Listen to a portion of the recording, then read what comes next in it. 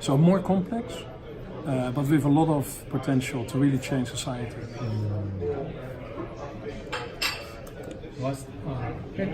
우리가 네 번째 웨이브가 어떤 거라고 얘기해요? 방금 유통 이런 거죠? 물류. 예, 유통 여러 가지 다 엄청 여러 가지로 가능하답니다. 복잡하지만 엄청 가능성이 열려 있는 곳이라고.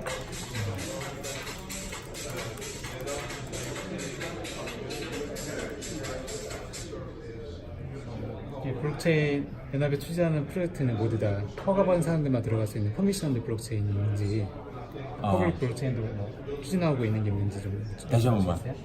퍼블릭 블록체인 프로그램은 없는 건지, 그러니까 퍼미션드 블록체인 프로젝트만 있는지. So out of all the projects that you guys are pursuing, is it only commission or also public? No, we don't make a choice between public or private. In fact, we don't really care. So maybe just to give you a little bit of background, so for a lot of people there's a big debate about what is blockchain, what is not blockchain. Is public, private, permissioned, are these still blockchains? What we do is we take the concept of blockchain, which in essence is distributed ledger technology, immutability, done in a certain manner. And that really opens up the prospect of larger ecosystems working together for the benefit of society. And then ultimately, if it becomes in a public or private blockchain, permissioned, unpermissioned, or maybe something else, we don't care. Right? We love the concept of these ecosystems, sharing of data. We love this blockchain immutability aspect of it. But we will go where, say, ultimately the use cases lead us, and there might be cases where we not even use blockchain kind of applications in what we need to deliver. The goal is more important than the technology in many ways. 일단 뭐 사용 용도에 따라 바뀌는 건데 뭐 퍼블릭이나 커미션드 그런 건 일단 상관없이 용도에 맞춰서 이렇게 일단 뭐 발전시키는 거예요. 그래서 뭐 나중에 용도에 따라서 블록체인이 필요 없으면 아예 블록체인 안 쓸 수도 있고, 그래서 뭐 블록체인이라는 기술보다는 용도가 더 중요하다고. 개인정보 수령권이라든지 삭제권이라든지 예. 유출 권리라든지 이런 걸 이제 인정하는 게 GDPR인데 예. 그것과 상충하는 측면들은 어떻게 해결하고 있는지. So you might have some problems with GDPR. How do you cope with those problems? Well, I mean, GDPR is basically giving you restrictions on how you work with data of citizens, of people, and those are good things. I mean, that is important guidelines for how you deal with, say, the identity of an individual and all the aspects around it. So we like GDPR in the sense that it is protecting us as civilians. It's now a matter of how do you build your applications on blockchain, and you certain information about people you just don't want to have on the blockchain. And then you just have to build something where maybe there's a pointer, so not the identity of the individuals in the blockchain, but there's a pointer to an individual. So we just work with blockchain how we can, but we really want to apply with the GDPR, and we think it's a good guideline for how we should work with privacy. So it's more helping us than anything else, I would say. GDPR이 나쁜 거라 생각하지 않고 좋은 거라 생각하는데 그 이유는 일단 사람들 개인 정보가 어쨌든 좋은 거잖아요, 나쁜 게 아니고. 그래서 일단 블록체인 개발하면서 거기 최대한 맞추려고 생각하고 GDPR이 저에게 이 사람들한테도 도움을 준다고 생각합니다. 한국에서는 네덜란드에서는 블록체인에 대한 여론이 어떤지 특이분 때문에 좀 그런 여론도 있는데 한국에서는. In Korea last year, because of the boom, we have some negative image of the blockchain, and we're wondering how is it like in the Netherlands. I think similar. I think the boom was higher in South Korea from what I saw. There were a lot of organizations going into Korea and trying to make a lot of money all of a sudden with ICOs, for instance, and that was stopped by your government at one point in time. I think so. There was probably more excitement about it, I think, than here. But we also, of course, seen the valuation of the Bitcoin. Yeah. And a lot of people stepped in Q4 last year, hoping to make a lot of money. Yeah. Then, the Bitcoin dropped again in value. And yeah, of course, that has a negative impact on how people feel about technology. But at the same time, what you do get in such a situation is that, say, the more serious people stay on board, and the people who are speculating, they leave the scene, and that's fine. If you really want to develop a technology, you need the serious people. You don't need the guys who want to make a quick buck. So we're fine with that. 아, 오케이. 한국이랑 마찬가지로 여기도 한국만큼은 아니지만 여기도 투기 그런 게 있어서 안 좋은 시선이 있는데 어제랑 비슷하게 어제 그 사람 분이 말했듯이 이제 다 투기 이렇게 거품이 꺼지면 이제 뭐 진짜 진지한 사람들만 남는 거잖아요. 그래서 뭐 거기서는 뭐 상관없다고 생각합니다. 진짜 투기한 사람들 다 가고 진짜 여기 뭐 뜻 있는 사람들만 남은 거니까 상관없다고 생각합니다. Should I tell us something? More, please. Sales market? Normal. Normal? Thank you. 네덜란드가 블록체인에 기반한 정보를 만들려고 하는 것 같은데 그 미래상이 무엇인지 좀 궁금하네요. 미래상이요? 네, 미래상. 미래상? 정보가 블록체인 기반의 어떤 전자정보를 만들려고 하는 것 같은데 궁극적인 어떤 미래상을 그리고 있는 게 있다면. So the Dutch government is projecting some project with blockchain. Yeah. 미래상.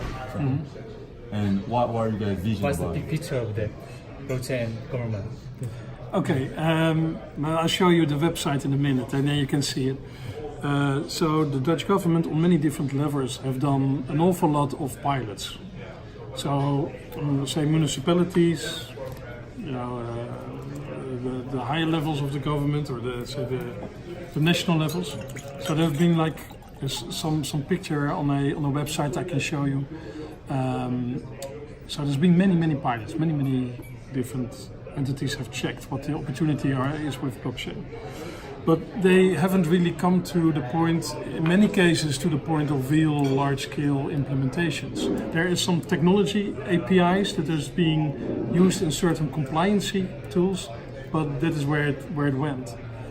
So now we really, on the governmental level, we really need to step up and really start applying blockchain in, say, the real societal way for kind of applications. So if you want, I can show you the website with many of the pilots of the Dutch government. Do you want to? Yeah. Blockchain. It's not connected to the internet. Oh, you're not connected. Oh, okay. I can write it down for you if you like.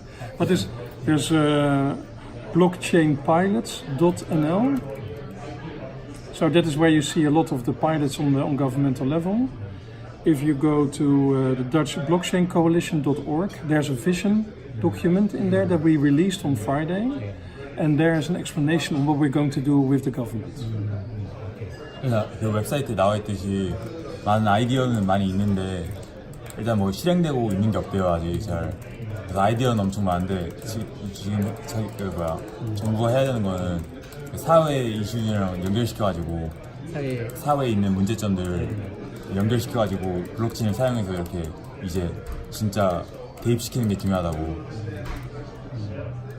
사회 문제 해결하는데 블록체인을 적용하는 게 중요하다는 거예요. 예. 사회에 있는 문제들을. 블록체인 산업에서 네덜란드 정부가 블록체인 산업에서 종사하는 어떤 중소기업을 위한 지원책 같은 것도 있는지. Does the Dutch government give any subsidy to small or medium-sized firms who develop blockchains? Well, not necessarily blockchains, but of course they give subsidies to startup companies. Okay. But not necessarily blockchain specific. Okay. 블록체인을 따로 뭐 지원하는 건 아니고요. 그냥 중소기업들, 스타트업 그런 거 지원하는 정책이 있대요. 그게 뭔지 좀 여쭤보세요. You know what policy that is? No, sorry. I don't know the name of the policy, but I do know that there are subsidies for startup companies. I don't know the name of it. 따로 자세히는 모르겠어요. 블록체인이 이제 데이터를 분산 저장하면은 빅데이터 시대가 저물 것이다라는 관측이 있는데, 예. 그럼 이제 개인이 자신의 데이터를 갖고 있는 프라이빗 데이터 시대가 열릴 것이고, 네.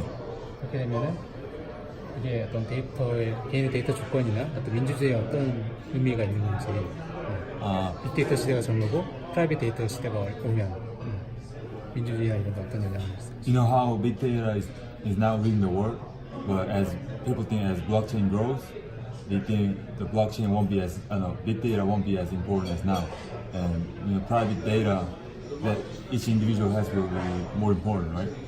That's what they say, and what you think that has an impact on democracy and the society in general.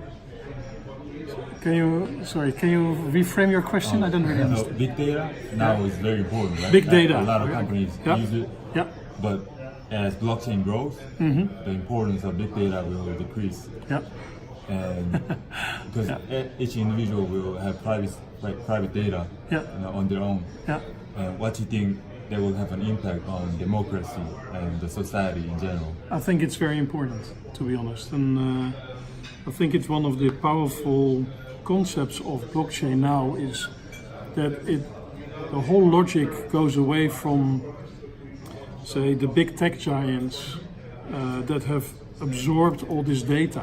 With every Google search that we made or every Facebook entry that we prepared, we basically fed a big data solution, and that was monetized.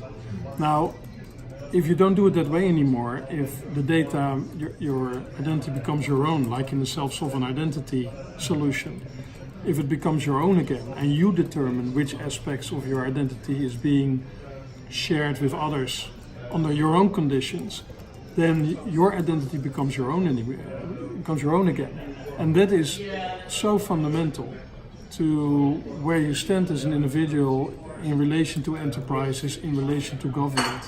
So I'm really happy with that aspect of blockchain. I don't think, maybe it was not intended, maybe it was, I don't know, but it's a very powerful concept. 처음부터 블록체인이 그런 뜻을 가지고 시작된지는 모르겠지만 굉장히 중요하다고 생각하는데, 그 이유가 일단 뭐 네이버나 구글이나 이런 데 치면 다 검색 기록이 다 대기업 배로 들어가는 거잖아. 대기업 배불리는 거잖아요, 빅데이터로.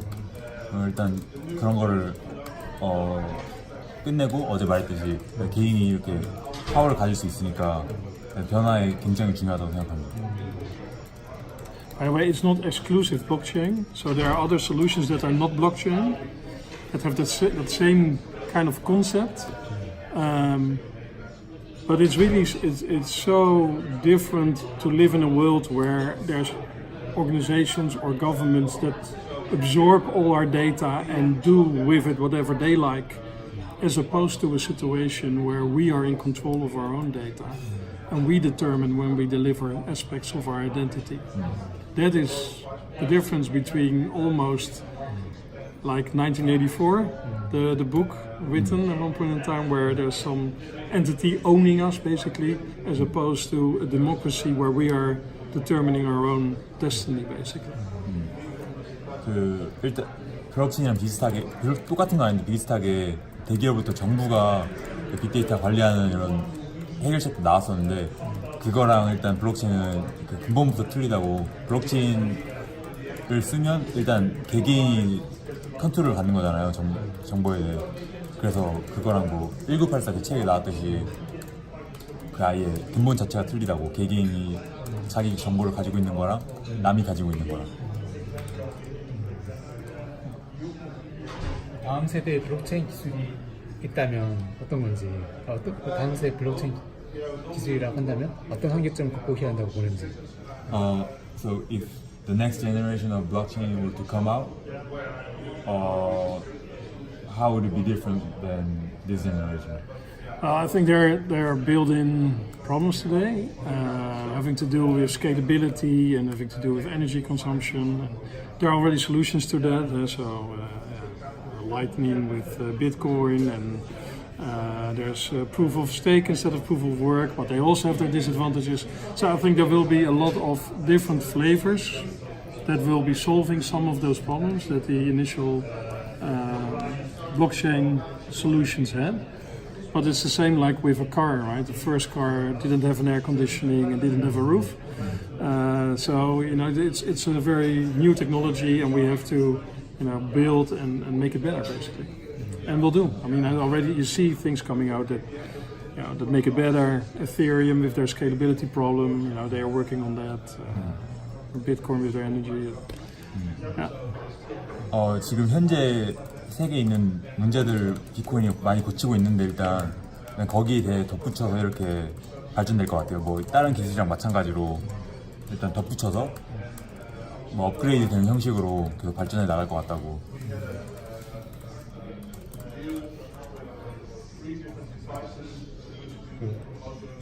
블록체인 프로젝트를 네덜란드만이 아니라 전 세계에서 같이 쓸 수 있는 그런 걸로 발전하게 된다면 국가별로 문제 생겼을 때 이걸 어느 나라에 소송을 걸어야 할지 이런 관할권의 문제가 생기는 걸 알고 있는데 혹시 이런 것도 염두에 두고 여러 나라들과 좀 협의하는 게 있는지.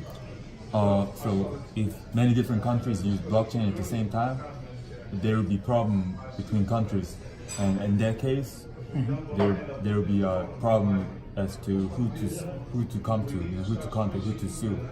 So are you taking that into consideration now, or? We understand the issue, but it's just something that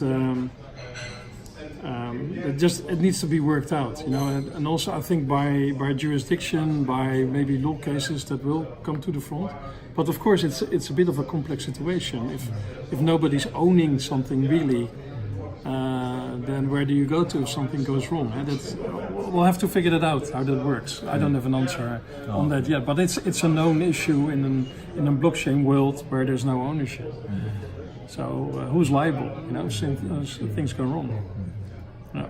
자기들도 문제 인식하고 있는데 뭐 법에 따라 가야겠지만 자기네들도 아직 확답을 줄 수 없다고 인지는 하고 있대요. 문제를. And you already seen it. Things went wrong. With hacks, etc., and money that was being put somewhere, then the network has to solve it. Right? Out of the governance, you have to find out what's going on and who's determining, etc. And that will also be, I guess, will be guiding the legal implications of it. Who is determining, who is owning, where is the data? Those kind of things will be important. 누가 소유하고 있고 누가 쓰는지 그런 게 중요하겠지만 해킹 여러 문제에서 봤듯이 이 문제는 복잡하고 아직 풀어야 할 숙제라고. I'm not a lawyer, so there's lawyers within the. But I hear them talk about it, so I'm parroting them. Yeah. 그 네덜란드 제가 잘 모르지만 역사는 잘 모르지만 예전에 17세기나 18세기 때 이제 길드가 많이 형성했다고 들었거든요. 길드, 뭐 직물조합이라든지 이런 길드. 이런 네덜란드 뭐 해외 운송하고 그런 건가요? 그렇죠. 직물 산업이라든지 이런 게 길드 형성해서 뭐 그런 뭐 해외 수출하기도 하고 그랬던 것 같은데 그게 황금 시대였던 것 같기도 하고 네덜란드에. 근데 이제 네덜란드에서 이제 블록체인 연합을 결성한 배경에 이런 역사적인 그런 협력의 그런 틀이 지금까지 이어져 오기 때문인 건지 그 협력의 정신이 길드를 비롯한. Leading 17th and 18th century, thus transportation and economy was all over the world. You think that has an impact on forming a blockchain association in the Netherlands? A very good question. So, we believe in a way that the Netherlands is a pretty good country for blockchain for a number of reasons. So one is that, say, the blockchain applications are about ecosystems, are about, say, wider communities working together, basically. And trade is a very clear example where that happens. So we are a trading nation. So we profit a lot from working closer together. That is something that helps us. So our country can use blockchain in that manner very well. Another element of blockchain is that you need to work together to make it work, right? You need to have partnership within an ecosystem. And we're used to that in the Netherlands. So with the dikes that we had to build when the country got flooded, part of the country is below sea level. we were forced to work together to make things work here. So in our system, and we call it the polder model. I'm not sure if you're aware of it, but the polder model is about how do you work together. So we're used to these public-private partnerships. So we have, therefore, something like a Dutch blockchain coalition can work in the Dutch context. And then we are a country that is small enough where you can easily find each other. So there's a number of ingredients here in the Netherlands. Part is the DNA of trading, the history. Part is the size of the country. Part is the type of things that we do. The culture that we have that is beneficial to making blockchain work here. 그래서 딱 세 가지 이유가 있는데 첫 번째는 그 황금 시대 때 트레이드 했던 것처럼 무역했던 것처럼 블록체인이 전 세계 생태계를 웹상으로 연결하는 거잖아요. 그런 것 때문에 그게 첫 번째 이유고, 두 번째는 일단 나라가 작고 뭐 해수면이 낮잖아요. 그때 뭐 댐 짓고 그런 것 때문에 어쩔 수 없이 협력하면서 살아야 되는데 블록체인도 협력을 많이 요구를 한대요. 그래서 그것 때문이고, 두 번째는, 그리고 세 번째는 나라가 작은 이유 때문에 서로 만나기 쉽고 협력하기 쉽기 때문에 그렇대요. 현재는 실행 중인 프로젝트는 없다고 하셨는데, 그러면 뭐 향후 내년이라든지 뭐 향후 수년 내로 현실화 가능성이 가장 높은 프로젝트는 뭐라고 보시는지? What in the future, what do you think will be the most realistic project that you guys are gonna do? Well, you have to understand what we do is pre-competitive stuff. So we work towards maximum pilot. We are not going to build an actual application as a Dutch blockchain coalition, right? So we are limited by, say, the constraints of what you can do in a public-private partnership. So that is for us. We will test a couple of things. We will try to lead the way. We will give information. We will test things out. But there we do research. But there it stops. Then it goes to, for instance, let's say a Dutch ministry or a corporate who wants to make a business out of it. So what we do is public, and then it goes out to other organizations who want to make it work. If you think about where will be, say, our prime focus, it will be on the big societal blockchains. It will be about logistics, about pension fund information sharing, about diplomas, those the self-sovereign identities, those are the big societal applications with blockchain. 자기네들이 하는 일은 뭐 진짜 블록체인 사업을 발전시키는 게, 그 사업 아이디어를 실행에 옮기는 게 아니라 사업 아이디어를 구상하고 최대한 많이 이걸 권장해서 뭐 정부에 주거나 아니면 다른 대기업 여기서 사업을 만들어내고 싶은 대기업에게 주는 거지. 자기네 아이디어는 여기서 돈 벌고 뭐 진짜 비즈니스 케이스를 짓는 게 아니라고. 아이디어 만들고 권장시키는 게 자기네 블록체인 협회. And if you visit our website, there's this vision document. We have a vision document that we handed to the Secretaries of State last Friday. There you see the use cases, the big use case that we are after right now. 웹사이트 들어가면 뭐 어떻게 자기 아이디어가 어떻게 쓰이는지 다 나온다고.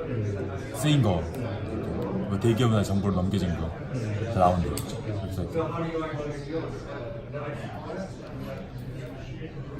실제적으로 봤을 때는 이제 블록체인이 여러 나라들이 좀 많이 시도를 하고 있는데 가장 좀 두각을 보이고 있는 나라는 어디라고 보는지. Many countries are trying out blockchain. Which country do you think is most outstanding? Yeah, I think everybody moves in his own area according to their own tradition and their own experience and their own value. I think, for instance, if you take examples, I think Singapore is pretty advanced with a number of attempts that they're doing. I think Switzerland in the fintech side, Estonia with the government services, Dubai with government services. I'm sure that there's a lot in Silicon Valley that's being tested, Berlin, Germany. So, you know, there's from many different countries, there's different things that they're trying. 각자 나라마다 특성이 있기 때문에 딱 한 나라는 꼭 뽑아서 말하진 않고 여러 가지 나라마다 특성으로 잘 개발시켜 나가고 있는 것 같다고. And you need to also remember there are some countries that are really good in their PR, and there's countries that are a little bit more shy but are working very hard. So I would be curious to see, for instance, what happens in Japan or in China or in South Korea, because your countries have a very well-educated workforce. You know, there's very good research institutes. There's companies with big innovation budgets. So no doubt there's a lot happening also in Asia. I'm sure. I don't have that much visibility on what's going on your side of the world. 나라마다 기술력이 다르기 때문에 어느 나라에서 나올지 궁금하대요. 빨리 구체적으로 제대로 된 블록체인 사용해서 나온 게 어느 나라에서 나올지 궁금하고, 아시아에 대해서 잘 알지는 못하지만 기술력 좋은 거 알고 있어서 기대 많이 하고 있다고.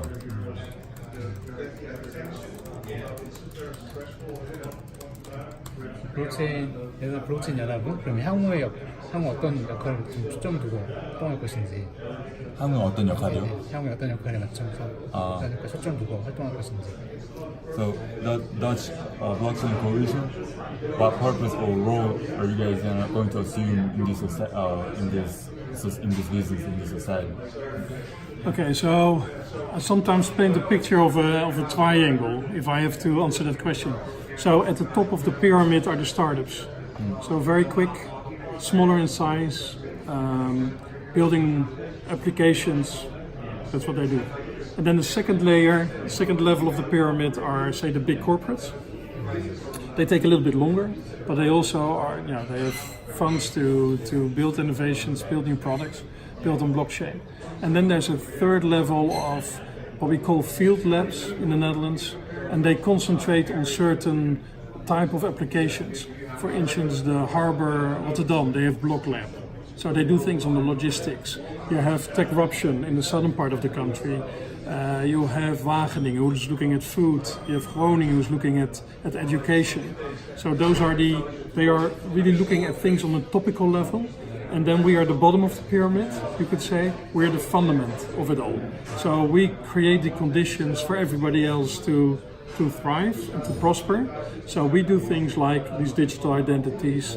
We look at the regulations, we look at standards, we look at educational aspects of it, and we look at those big societal changes on blockchain. So it's really this part, and we are at the bottom layer of it. 여기 블록체인 생태계를 비교하면 맨 위에는 삼각형으로 피라미드 형식으로 맨 위에는 스타트업 있고, 두 번째는 대기업, 좀 스타트업보다 오래 걸리지만 대기업이 있고, 세 번째는 연구소가 있대요. 내려다니는데 여러 가지 연구소가 있는데 걔네들은 스타트업이나 대기업처럼 발전시키는 것보다는 논문 형식으로 많이 조사를 하고, 마지막에는 자기네들 블록체인 협회에 있는데 얘네들은 위에 애들이 잘 생태계에서 잘 생활할 수 있게 기반을 깔아주는 역할을 한다고.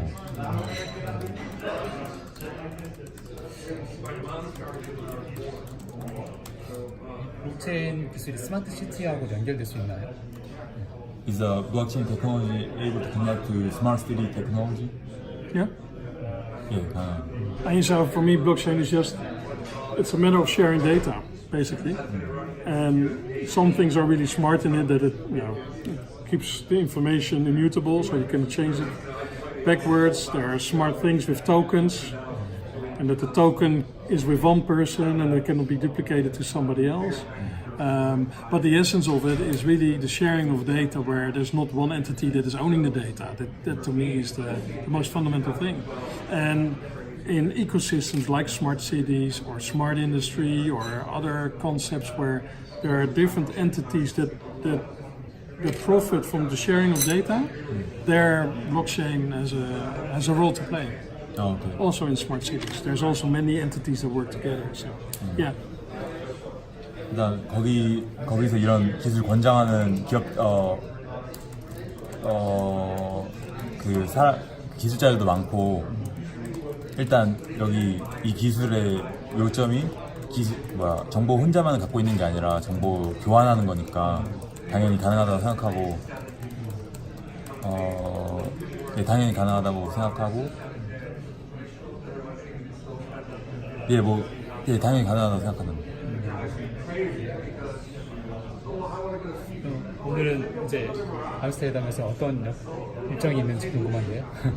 What's your schedule in Amsterdam today? Yeah, I need to. We have a couple of minutes, and then I need to leave. So I need to go to the Rode Hoed. I don't know if you know that one. I need to give a presentation in the Rode Hoed at 1:30. 곧 가봐야 되는데 이따 다른 데서 세미나 같은 거 준비해야 되는데 그거 가야 된다고. 한국에서 많이 이제 언론에 찾아오는 것 같은데 이런 관심이 뭐 때문이라고 보시는지. No, many Korean press is visiting you guys, and what do you think is the reason for that? What do you think is the reason for that? 지식을 알기 위해서 네덜란드 블록체인에 뭔가 좀 교훈을 받기 위해서 이렇게 있긴 한데. To get lessons from you guys, ideas from you guys. If they got lessons from us. Yeah. We come to get lessons or ideas. Well, yeah, I think it's in your mentality. You do your research really well. So I think from Korea, from what I've seen in the past, I used to live in Singapore for a couple of years. Traveled also to Korea.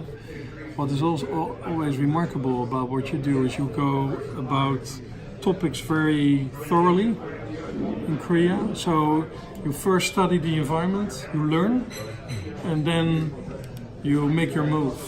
And then also in a very forceful manner, like then the examples of Samsung and the Hyundai and Kia and all those others, big conglomerates that then really become big. So that's how you work in Korea. So in the Netherlands we work in a different way. We work from, say, small initiatives and then try to sort of let it grow in a dynamic fashion. And I think for you guys it's interesting to watch that example, to take the learnings from that and then say, okay, we can apply that in this way or that way. So you are smart. You're good students, learning and then make your move and build that strategically. 한국인들 사전 조사 먼저 다 철저히 하고 자기 생각하는 바로는 한국인들이 사전 조사 철저히 하고 뭐 하기 전에 하는 스타일인데 네덜란드인들은 일단 저지르고 보는 스타일이에요. 저지르고 천천히 하는 스타일인데 한국인들이 그런 거를 뭐 배울 점은 배우러 오는 것 같아서 엄청 좋다고 생각한대요. 그런 점을 높이 산대요, 한국인들. 마지막 하나만 질문하시면 돼요. One last question. 정부가 블록체인 제3자가 없다는 건데 그러면 이제 은행도 필요 없고 그다음에 어떤 국민과 정부 행정부와의 의견을 이렇게 조율해주는 어떤 입법 뭐 국회의원들도 필요가 없고 그렇다면 이제 국가의 역할이 축소될 수도 있는데 그럼에도 불구하고 정부가 이런 블록체인 기술을 전진하려고 하는 이유는 무엇인지 국가의 역할이 축소될 수 있는 것 같은데.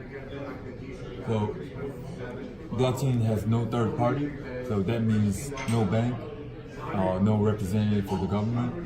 So that could eventually mean the decrease in power for the government. If that means the decrease in power in government, why does the government promote it? Okay. Well, I don't think necessarily that means it's not. Well, maybe some people see it as a power game, but I see it more as and I think the government also, as a way to improve society. And it's a very dynamical, interesting process. And blockchain doesn't stand on itself. There's also other technology developments like artificial intelligence, robotics, etc. And that's all interplaying with each other, and that is creating new things in our society. So, and then the question is, how do you deal with that as a government? Are you sitting back and try to stop it, or are you engaging with new technology to try to improve the life of your citizens?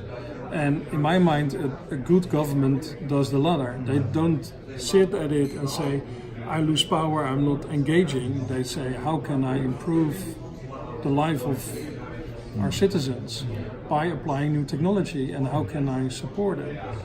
I think if you look at, say, the power of a government in general, you see that probably if you look at the last 20 years, I think more has went into the Googles and the Facebooks.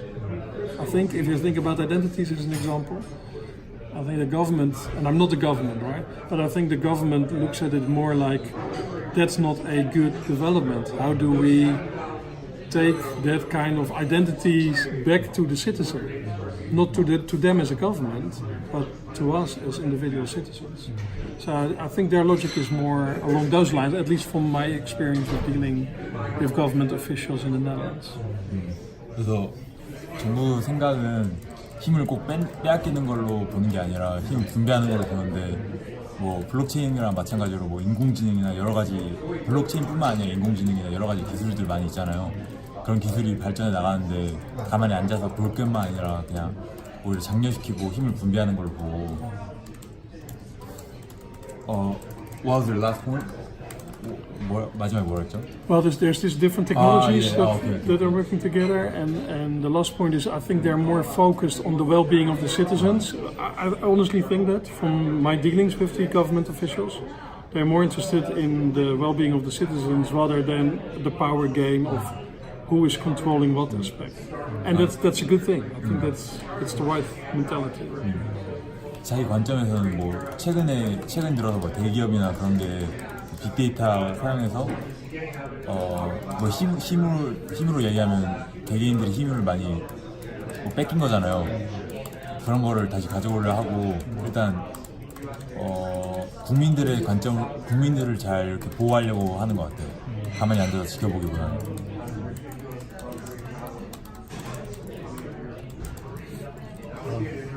Thank you for your Yeah, giving me precious time. yeah, no problem. Thanks for being here, coming to the Netherlands. 한달 more than 1 month, I sent an email and you sent me an email. Today we met here, and I'm very glad today. We are very 이 자리까지 오셔가지고 신뢰할 만한 이런 답변을 주셔서 정말 감사드립니다. Thank you a lot for your trusted answers and for the time for being here. Okay, thank you for coming over. Thank you. Okay, alrighty. Shall I pay the? I pay. Okay, alright. Okay, then I can move to Amsterdam. That's great. Thank you. Gives me some time.